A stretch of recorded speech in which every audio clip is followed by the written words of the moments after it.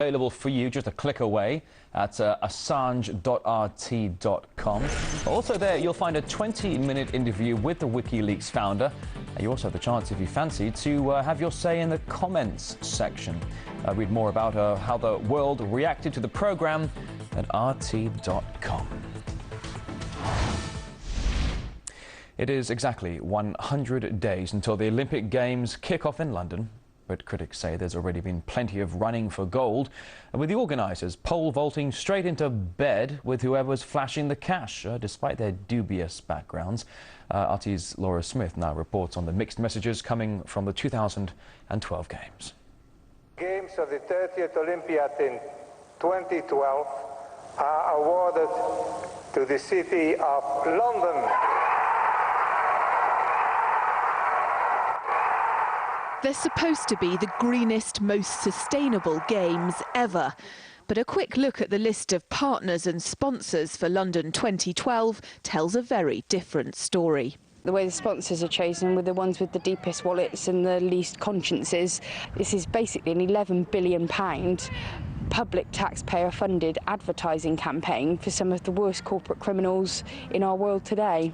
First up, Dow Chemical, which never accepted blame for one of the world's worst industrial disasters, the toxic leak in Bhopal, India, that killed thousands. It's sponsoring an $11 million wrap around the stadium. After a Ferrari, Dow's logo now won't appear on the wrap. As for the Games' official electricity supplier, that's EDF. EDF Energy are launching Green Britain Day. One of the UK's big 6 energy providers, self-proclaimed green pioneer and owner of all the UK's nuclear power stations. And they're hackers.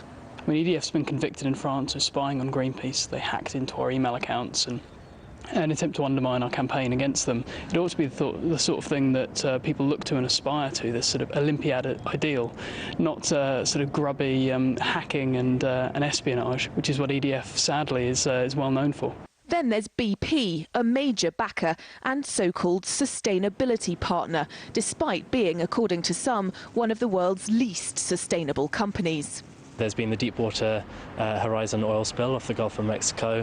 They've continued their investment and really upped their lobbying around the tar sands in Alberta, continuing to devastate indigenous communities there. And then they also completely scrapped BP Solar. So any claim they had to being a leader in sustainability was wiped out with that move. So to call themselves sustainability partner is essentially they've just bought an image that they want to project, and it's worked. Since BP became sustainability partner, surveys say 3 times as many people now believe it's working towards a cleaner, greener world. Pure PR gold. The countdown clocks ticked past 100 days till the Olympics kick off. But it's not just sports facilities that construction workers are feverishly finishing. They're also building no fewer than 4 McDonald's outlets, one of which will be the world's biggest. In fact, at this event, which stands at the pinnacle of health and fitness, McDonald's will be the only branded meal provider. So essentially the only 3 food and drinks providers that will be at the Olympic Games are going to be McDonald's, Coca-Cola and Cadbury's.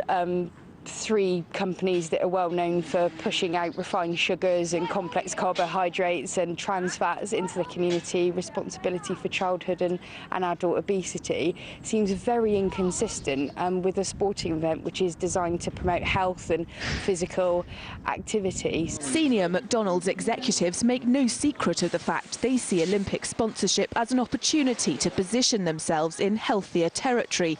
And there's the crux, say critics.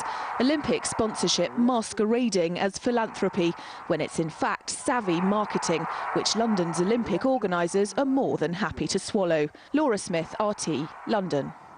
And we are coming to you live from Moscow. Still ahead on the programme here on RT.